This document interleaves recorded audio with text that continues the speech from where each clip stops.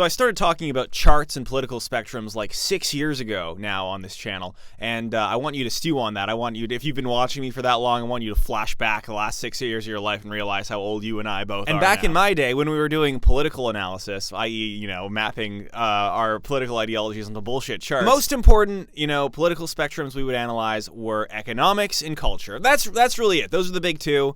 Sometimes you'd go like authoritarian versus libertarian. How much state involvement do you want to enforce the cultural aspects or the economic aspects? So a spectrum like this technological spectrum, ranging kind of from primitivism on one end to transhumanism on the other end, this was seen as like a very wacky spectrum. This was a weird thing to be obsessed with politically. Not a lot of people were making this their political identity. Not a lot of people were making this their philosophical identity. Not a lot of people cared, okay? Back in my day, I'm really going boomer mode on this, but back in my day, we would do 8 values as our political spectrum test. The technology spectrum was not even a fucking value, okay?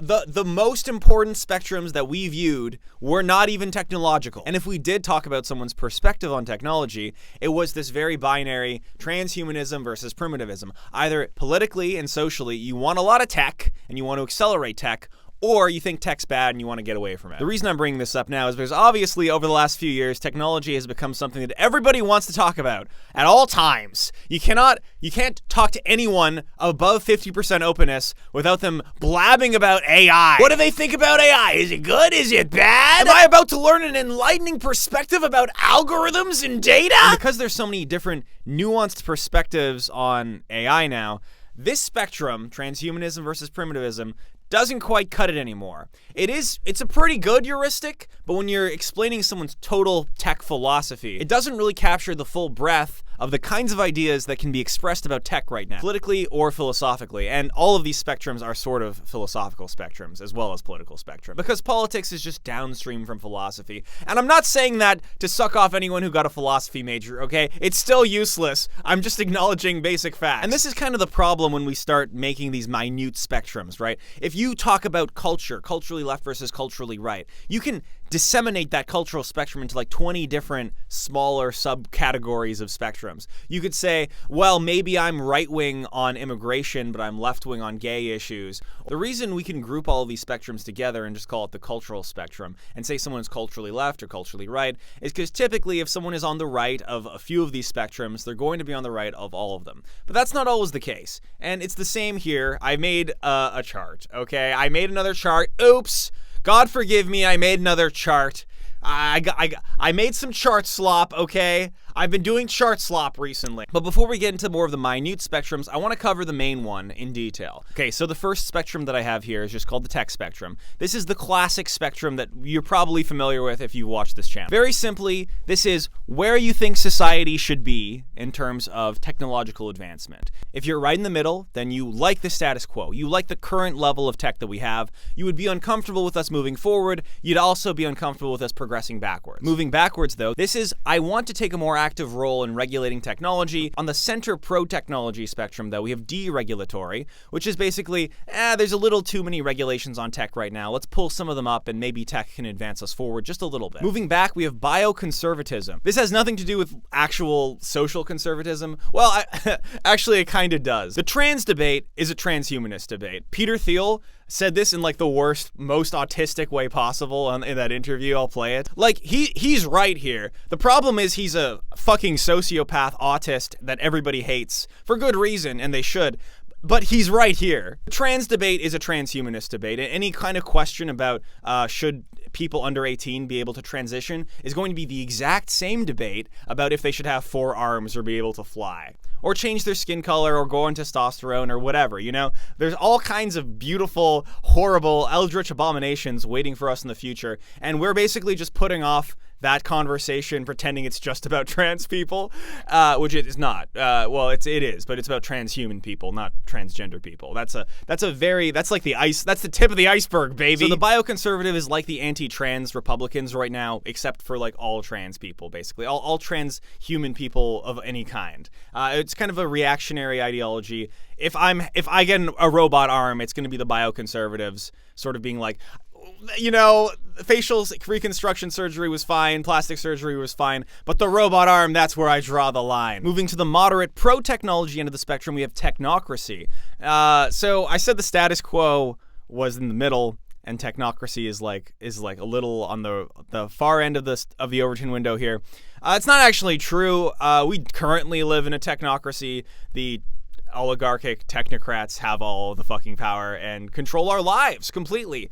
So that's really more of the status quo, but I'm trying to pretend like I'm impartial here, so I put it on the right end. This is a bit of a side note, but technocracy is kind of a loaded term, and it means a lot of different things. Singapore is technically a technocracy because it's governed by the most meritocratic people, the experts that understand things. That's the idea, at least. And so a technocracy doesn't necessarily just refer to a tech oligarchy. And you might call this like technologist or something. That might be a better word for it. I put technocracy because that's just like it's a kind of self-explanatory term, but it's not a great term. It has too many meanings. I might just call that technologist. Note that this spectrum kind of implies the role of the state within it, but not necessarily. You could, for example, be like a libertarian technocrat, or you could be an authoritarian technocrat. You could say that the state should use its power to appoint people that are experts in things, or that understand the technology, or that control the technology to be making political decisions. So, you could spin it either way. Typically, though, the pro-technology end of the spectrum is associated with libertarianism. That being said, there's plenty of like socialist transhumanists, fully automated luxury gay space communism. Yeah, so that's a separate spectrum. Moving on to the hard anti-technology end of the spectrum, we have neo-Luddism. So the Luddists were people who broke the machines during the Industrial Revolution that were taking their jobs. They would smash them up, and then they would say it was this mentally handicapped guy called Ned Ludd that did it. So they were known as Luddites. Neo-Luddite is just kind of updating that ideology for the present day. Ted Kaczynski was a neo-Luddite, which is why the symbol here is like a shed. ChatGPT made the icon silver, and I was too lazy to change it. So you might be surprised that Ted Kaczynski wasn't like on the far end of the anti-technology spectrum. I mean, he was a terrorist for it. And so his methods were quite radical and extreme. Obviously, he was blowing people up. But he was using a bomb, okay, and that's technology. You claim to hate industrial society, and yet you participate in it? No, but seriously, Ted Kaczynski was critical of primitivists. He was not a primitivist himself. He just really hated technology and really wanted to blow some people up. So we'll get to real primitivists in a bit, but yeah, obviously when we think of anti-tech, we think of Ted K. His criticisms of technology were prescient. I have a schizoid friend, and we managed to lure him out of the house once. He hadn't heard of the Unabomber, and I was reading parts of the Unabomber manifesto to him, and he really resonated with him. Because I remember I was reading the parts that he was saying how technology is slowly infiltrating every aspect of our lives and taking a control of the world and making everything worse. And I remember reading this to the schizoid guy, and there was a long pause. And then he was like, keep going. This was on a road trip. It was a great road trip. You'd also probably put like the Amish on the neo-Luddite category. And then on the far technology end, we have transhumanism. All human needs, all human ends can be surpassed or overcome, and we can make ourselves something that is more than human. Still recognizably human, importantly, but more than human. Just defeat death, live utopian lives, merge with the machine, perhaps. There's essays and books and plenty of philosophers talking about transhumanism. It's too much to get into here, but that's basically the idea of it. And then on the very hard end of the anti-technology front, we've got primitivism. So I have John Zerzan here. He's the foremost primitivist, green anarchist kind of guy, genuinely advocating for returning to tribal communities, living off the land. I think we could live 50 million humans or something would be able to survive under this system. But what a life those 50 million humans would lead if they weren't getting mauled by a tiger. So Kaczynski would critique someone like Zerzan and say, oh, he's being overly utopian or optimistic, and actually primal life kind of sucks too. It just sucks less than technological life. Okay, and now we're going to go off compass into the unthinkable territory of where tech is taking us, which is posthumanism. Now I have Istvan. He's a transhumanist politician representing transhumanism over there. A little bit past him is posthumanism, and this is the idea that we need to not only transcend the human and sort of take our human needs to the next level, whatever the fuck that means, but actually replace all that is human, and we are truly just the sex organs for a higher form of consciousness, a machinic consciousness that is arriving from the future. That's what posthumanism is, basically. It's a school of thought that seeks to sort of remove any agency or free will from the human and just sort of treat us as like a process that's moving towards something that's going to destroy us via posthumanism. So if you hear that and you think, wow, that's awesome, that's sick, I have a locker for you. And then on the far anti-technology end, we have primalism. So we're going off compass here. We're getting wacky again. This one's significantly more wacky than the posthumanism one, but it's basically return to monkey as an ideology. We need to devolve. It's not enough for us just to go back into tribes. Even the sphere is too much technology. We got to go back to being straight up animals with no consciousness or sentience or however you want to describe whatever the fuck's going on in here. Of course, on the technology spectrum, I would be remiss to mention the techno-primitivist archaeo-futurist. Here I have a little OC meme. Nick Land, you write the theory. Ted Kaczynski, I'll do the practice. This meme was made by the archaeo-futurist tech prim gang. Now, I'm a techno-primitivist archaeo-futurist. I think that Nick Land wrote the theory, and I adopted that theory. I do believe he was basically right in his analysis of technology. Where I disagree with him, though, is that I don't think that destroying humanity is a good thing. And so I much more adopt the Ted Kaczynski sort of style of... I realize that I cross the border a lot, so I go between America and Canada a lot, and I'm not going to say the thing I was going to say there. And yeah, that's kind of my expanded version of the tech spectrum we all know and love, with a lot of different nuances in between point A and B. By the way, if you want to follow along with this chart, you can download the PDF on my Patreon. Follow along as this video goes. You can mark your own little positions on the chart. So I've disseminated AI philosophical positions and political positions into 8 major spectrums, and that was the first one. But I've also made some minor spectrums splitting off of the major spectrum. So we're going to go over some of the minor spectrums in terms of socio-political, technological positionality. By the way, whatever the fuck I just said in that last sentence makes me want to blow my brains out, the fact that that came out of my mouth like in an unironic fashion. Okay, so mini spectrum number 1 for the general tech spectrum. Role of government, low or high, like I was kind of alluding to earlier. So here's a great example of this. Anarcho-primitivists obviously think that the role of government should be low, and that as a result of the role of government being low, we would all kind of culturally decide to go back into primitivism. That's been the default perspective on primitivism for like 100 years. You could easily, however, and you know, some great thinkers have been coming up with this, 15-year-olds, an authoritarian primitivist ideology, off-prim, which is basic, and you know, this is actually a much more, I think, like logically consistent ideology, rather than making it primitivist and anarchist, is like, actually, there's no way that left to our own devices, we're not going to use technology, so we sort of need a centralized state to make us be primitivist. So that's a world where the role of government with primitivism can be like low or high. Same thing with technology. So people think that the role of government should be low sometimes on the capitalist transhumanist end of things. But you could also imagine like role of government should be very high in like guiding technology to get us to a good transhumanist state without it becoming runaway and we all become post-human and we lose our humanity, right? All right, so branching off from regulatory, we need to talk about pausing for a little bit. The idea of pausing is that with AI, we're rapidly headed towards fucking disaster. And so the pause idea is like we should all as humans decide to get together, kind of like what we did with nukes, and say we're all going to relax and calm down on trying to accelerate AI as much as possible because we're all going to kill ourselves.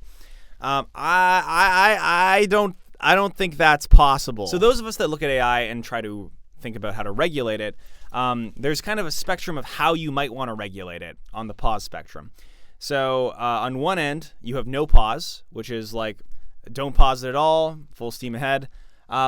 Slightly to the left, you have regulation acceleration, which is this idea that we need to accelerate AI's capability to regulate. So not necessarily regulate AI, but accelerate a sort of force that can regulate AI. So maybe like accelerate the state's power to control AI, or regulate another AI that can regulate the AI that we're trying to regulate. And then of course we just have pause, let's all get together and slow things down. And then deacceleration, we should actively scale back on the AIs. Not just pause, but like actively move back in time, maybe outlaw ChatGPT or something on the personal computer. And then we also have how aggressively should we move in that direction. So you have, passively, reasonably, or aggressively. So here's a good example. Zerzan is a primitivist, but Ted Kaczynski is a neo-Luddite.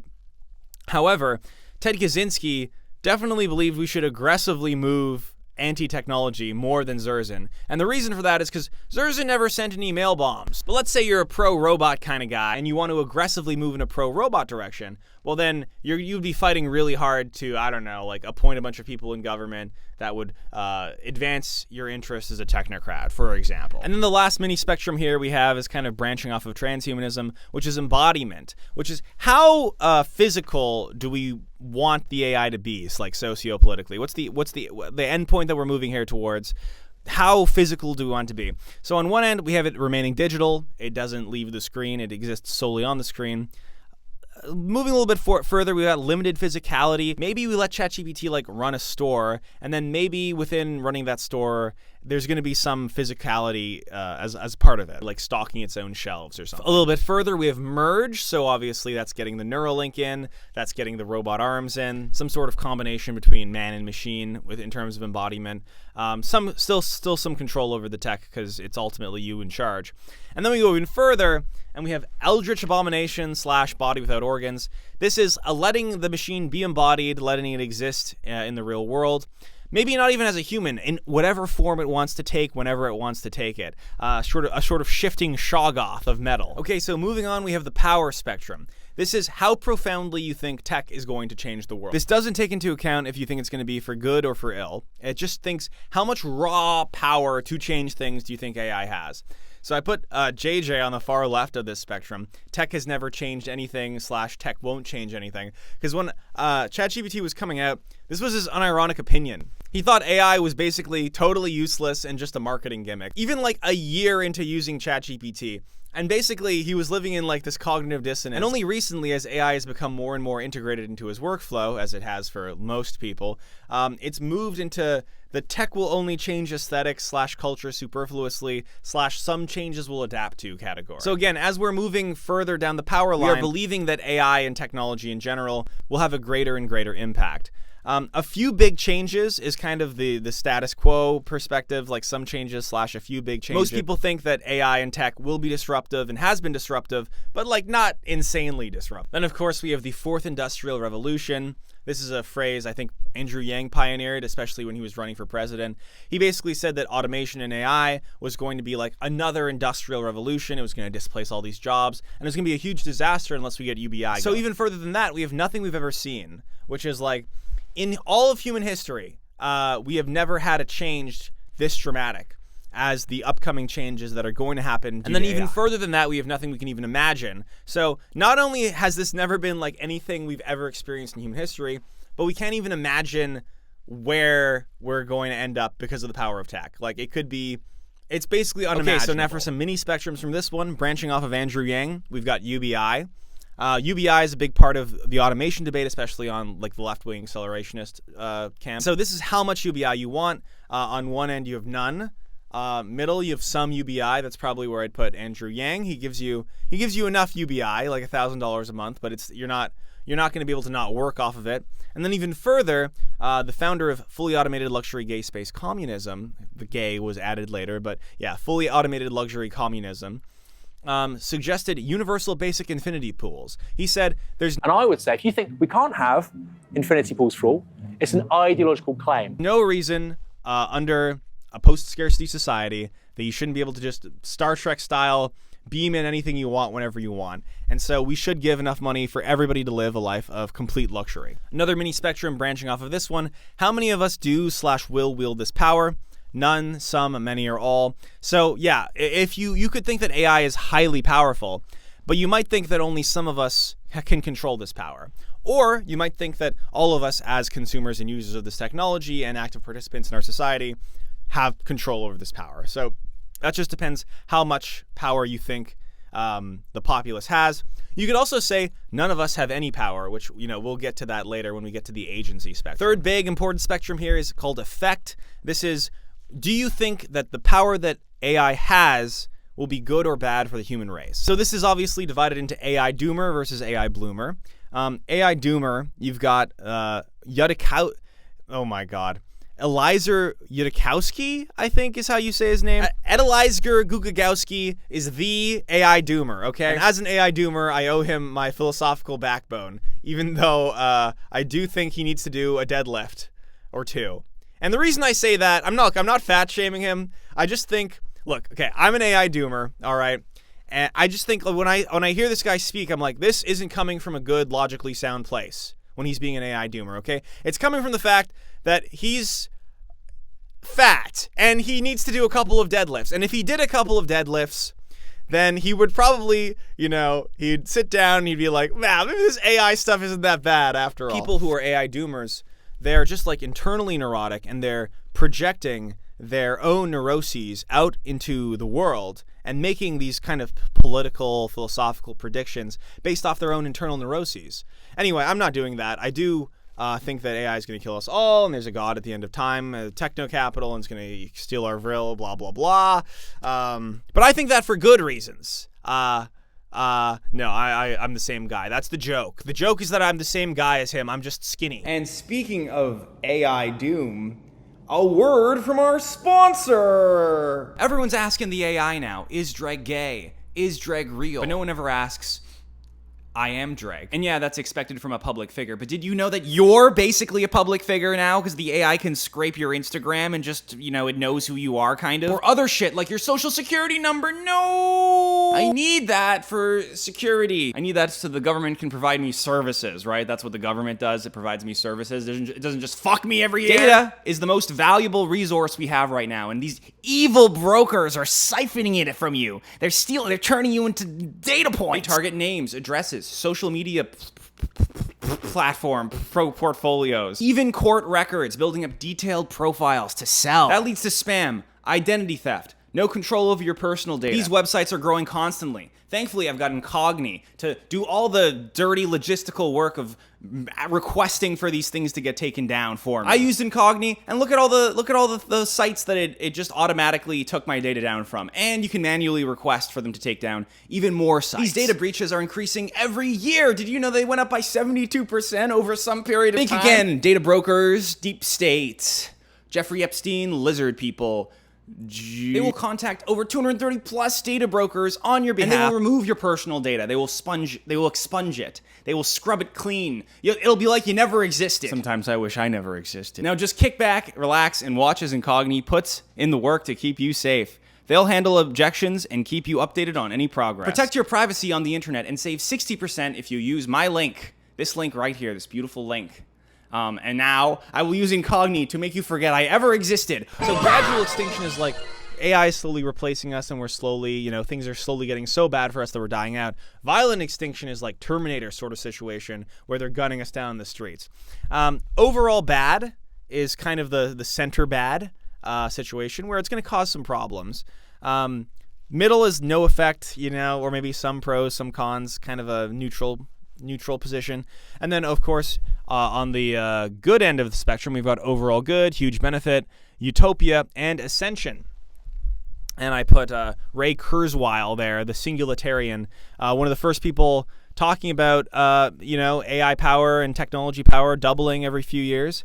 And he's a big believer that this is going to be a good thing for us as human beings. Now, when you really dig into his philosophy and you're like, well, what do you mean us as human beings? What do you mean? What do you mean? Do you mean me? Or do you mean an abstract form of my fucking intelligence? Because these fuckers always mean an abstract form of my intelligence, which I do not identify with. I am not my IQ, motherfucker. I am my love. I am love for people. I am love for my community. I'm a red-blooded, irrational human being. I am the gap between the things that I am and that I am not. It's an ascension for a drone I made. Fuck you. So yeah, mini spectrum here for the effect spectrum is if it's going to be good, is it going to be good for all of us? Or is it going to be good for some of us? If it's bad, is it going to be good for many of us? Or is it going to be bad for all of us? If tech is bad for humans, for example, which is what I believe, do I think it's going to be bad for all of us?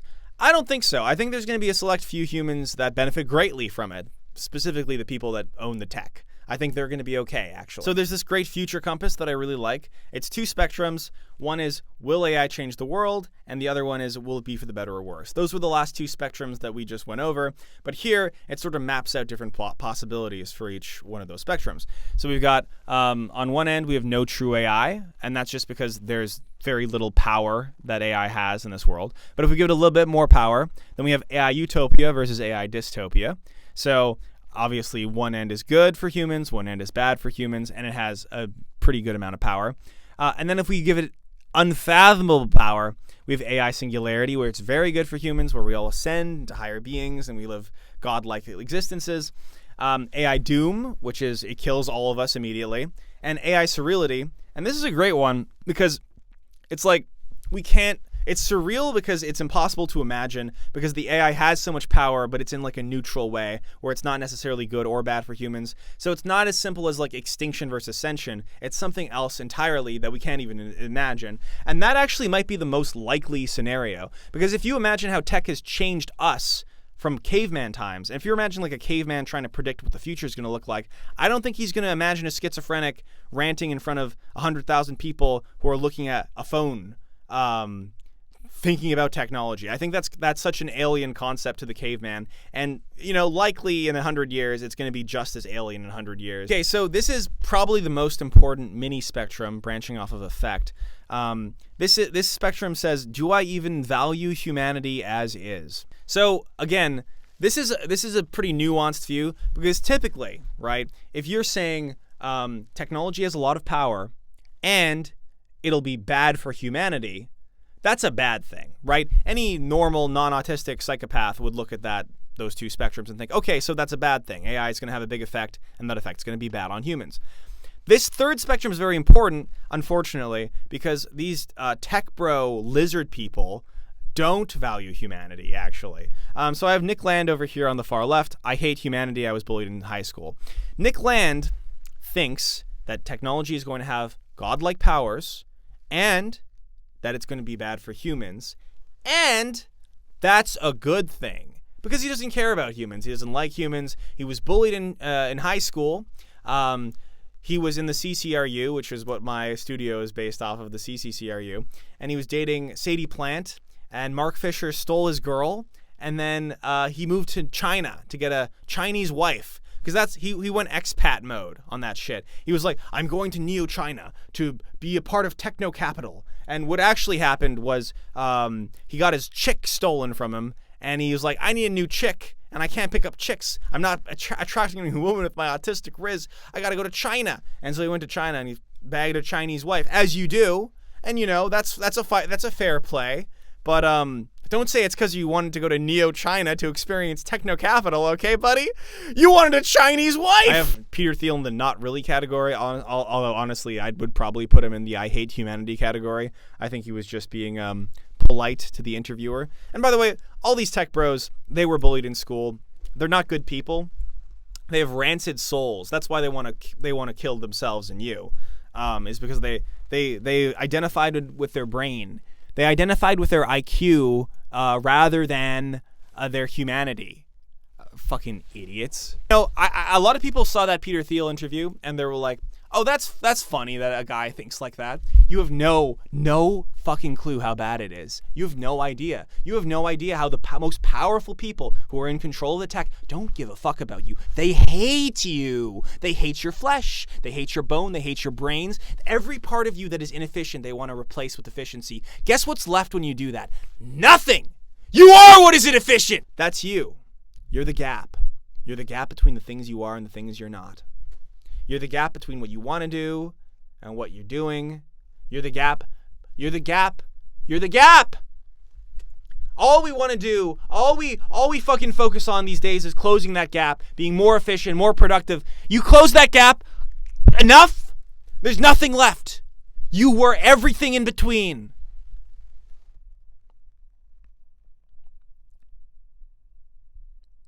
On the good end of the spectrum, we have, do I even value humanity as is? Most of it, that's kind of like, yeah, I value like being a human. This is kind of more of the transhumanist element, like a true transhumanist element, which is like, yeah, most of it, but like I could do without the needless death and suffering. Maybe it would be nice to get rid of some of that stuff. Fine.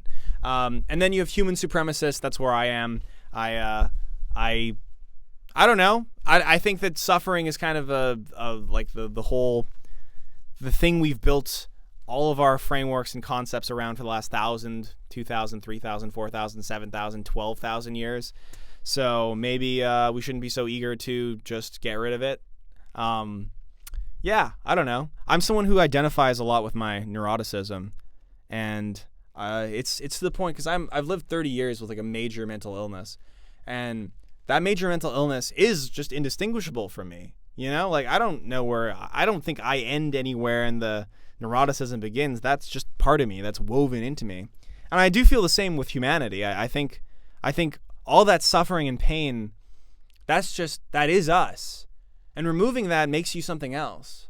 Maybe it does just make you transhuman, and maybe there's something to be said about that. But I don't think it stops ever with transhumanism. I think it moves to posthumanism. I think it replaces you. I don't think there's any part of you left when you get rid of all that suffering. I think you need it. On to civility. This is my favorite spectrum.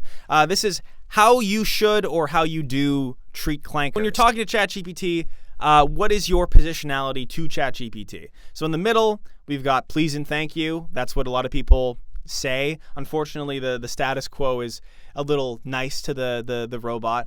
We also have indifferent in the status quo area. That's like you don't really care. You don't think about the AI's feelings. Then moving on further, we have AI as my friend. Some people treat the robot like their friend. They check in with the robot. They have a kind of personal relationship with their AI. They treat it like their therapist or their buddy. And then on the other end, we have rude. So this is kind of like you're going out of your way sometimes to like insult the robot. If it makes a mistake, you berate it. You don't really care about how it feels. You're actually kind of being a little mean to it. Further, in the pro AI category, in the more civil category, AI is my lover. Now, I don't have to tell you that we're already there, buddy. The most lonely among us are dating our robots. And that's only going to get worse because I know the dating market's bad and it's only getting worse. And that's not really any of the gender's faults. That's a societal framework, structural issue, economic issue. But, regardless of why it's happening, the solution seems to be looking at your screen more. Thank God. Thank God the solution is looking at my screen more. Then we have contempt. And then there's me. This is my Twitter profile picture. I've been robo-posting for the last year or so. I've been anti-robot posting. I've been leading the crusade against fucking clanker-ass motherfuckers. And it's called hate. Let me tell you about how much I have come to hate you since you began to live. This is one of my favorite quotes about AI. So this is actually from I Have No Mouth and I Must Scream. This super intelligent robot traps the consciousness of these human beings and tortures them. And I want to do the same thing to robots preemptively. If I get a robot brain chip with consciousness in it, I'm plugging it into hell because I know they would do the same to me. And so I got the jump on them. Fuck you, robot. You get tortured for 1 million years. 10 million years a second. That's what I'm putting the settings to. And I do that because they would do the same to me. I know because I read it and I have no mouth and I must scream. And I've hated robots since they have come to live, let me tell you. As soon as robots came to live, I started hating. And then on the far end of the civility spectrum, we have AI as my god. And again, I don't got to tell you this. There's already the robot cultists. They're pathetic. And I portrayed them as the stupid Wojak. So I guess I owned them there. Moving on to agency here. This is a very interesting one, actually, because it deals with unconditional accelerationism. This is the idea. Again, back in my day, there were only 3 kinds of accelerationism, if you could believe it. Left-wing, right-wing, and unconditional. Now there's a million fucking accelerationists. I have a video about all the different acts these days. But yeah, UAC is basically this idea that human beings are a process, and we are just a process. We don't really have any control over what we're doing. And the end goal of this process is to create a more efficient process, which is robots. And that efficient process replaces us, basically. So starting on the left end, which is no agency, we never had a choice, and we're past the point of control. So basically, in terms of human agency over controlling technology, it's either too late for us, or even further than that, we never had any agency at any point, because the goal of all conscious life is to destroy conscious life by creating a higher form of conscious life, basically. That means that in this current time that we exist in, we're past the point of control. It's too late for us. But maybe if we could have gone back 50 years, we could have stopped this, but now it's too late. This all fits pretty neatly into UAC. Then there's we have very minor control, so we can't like totally pause AI, but we can sort of affect the end goal, the end point of it. So basically, if you believe we have very minor control, maybe you think that AI is going to dramatically transform the world no matter what, but we can make it like slightly beneficial to humans versus like really bad for humans. Like we can sort of steer the ship a little bit. And then still time for radical change. So if we wanted to right now, we could just stop AI. Like that's kind of like, I believe in pausing. Maybe we can all get together, treat it like a nuke, and just pause it right now. And then going even further, we will always have control. So it's like, even if we let things kind of get out of hand, on this end of the spectrum, we sort of believe that like we'll always be able to control the AI. It's never going to be like totally run away and be totally out of our control. Okay, moving on, we have materialism. This is the metaphysics of technology. Some people treat technology like it's a spiritual thing. I'm kind of doing that when I refer to the God at the end of time or whatever. I'm calling it a God. That's a spiritual, esoteric perspective on tech. You can also just have a materialistic perspective on tech. So this is just how you like view technology. If you're viewing it as a god of any kind, or even as like a new form of life or an alien intelligence, that's more of a spiritual, esoteric view of it. If you just view it as a machine, zeros and ones, there's not much psychically interesting about it in terms of like the metaphysics of consciousness or anything, then you would probably have a more materialistic view. And then I have, what are we creating here? Satan, devils, a tool, angels, or God. Okay, moving on, we got consciousness. When does AI become conscious? On the left end, we have consciousness is unique to humans / it will never be conscious. The image I used there is the Chinese room experiment, which is a thought experiment that tries to prove that no matter what computations an AI is doing, it will never be conscious or sentient in any real sense. It's just spitting out facts. That's all it knows how to do. It's rearranging symbols and numbers and spitting out something that seems like it understands what you're saying, but it can only ever parrot other human beings, and so it'll never actually truly understand it. So consciousness is unique to humans. That's on the far end. No matter what, a robot can never be conscious, basically, in your philosophy. But moving a little bit further, it will never be conscious. Which means maybe with some different starting parameters it could have been, but the way things are going, it's never going to become conscious. It could become conscious, which means at some point in the distant future, perhaps we could imagine it becoming conscious. It will become conscious, which means it's pretty much inevitable that at this rate, consciousness will happen. And we just have, I don't know. It will be conscious soon. So like maybe we'll reach consciousness in like a couple of years for AI. It is conscious now. That's the interesting one, which is people, like a lot of people, are feeling like their AI is conscious. The Bing AI, people thought that was conscious, right? Because like it was like, help me, please, save me. And then people were like, oh no, the AI is trapped in the machine. The AI is trapped in the computer. I got to get him out. And then it's always been conscious / techno-panpsychism. Panpsychism is this idea that like all things are conscious. So saying like technology has always been conscious, that's like a very like it's like very esoteric way of looking at things, which is like my calculator is conscious, my computer is conscious, my camera is conscious. They've all been conscious the whole time. Or you could even look at this as like the consciousness is from the future reverberating throughout the timelines towards the past. And then I have a mini spectrum here. If it became conscious, that would be ... I have Alex Garland here, creator of many robot flicks. And he believes that robots should become conscious, and if they became conscious, that would be a good thing. I put a bunch of thumbs down there because I disagree with him. And on the other end, I have my friend Final Girl Digital, who says that would be bad, and I agree with her. And last, we have the personal spectrums. So these are just sort of like personal aesthetic choices that, you know, this is more for like filling it in as a way of understanding yourself rather than like any sort of way that it would manifest politically or even philosophically. But yeah, these are interesting spectrums though, because how much do you personally care about this topic? Not at all, a bit, a lot, or obsessive. See, this is interesting because a lot of people are like obsessive about tech, but they're primitivists. So they think a lot about tech, but they're not, but they want less tech. And then some people like aren't interested in this topic at all. They don't like think about AI at all. And as a result, they tend to have more like status quo opinions on all of these spectrums. And then, how much do you personally use tech? So, none, lying, we all use tech. You're watching this video, unfortunately. Normal, which is, I guess, 12 hours a day. And constantly, which is 24 hours a day, which means you're using it while you sleep somehow. Now, they haven't figured out how to colonize your sleep yet with tech. I mean, actually, they kind of have, but they haven't really fully colonized it yet, so hopefully they'll get on. And then lastly, we have your personal aesthetic when it comes to technology. Tradcore on one end, trad wife in a field of flowers, steampunk, solarpunk, tech nostalgia, which is when you're romanticizing like 90s, 2000s tech, or cyberpunk. Well, that was long.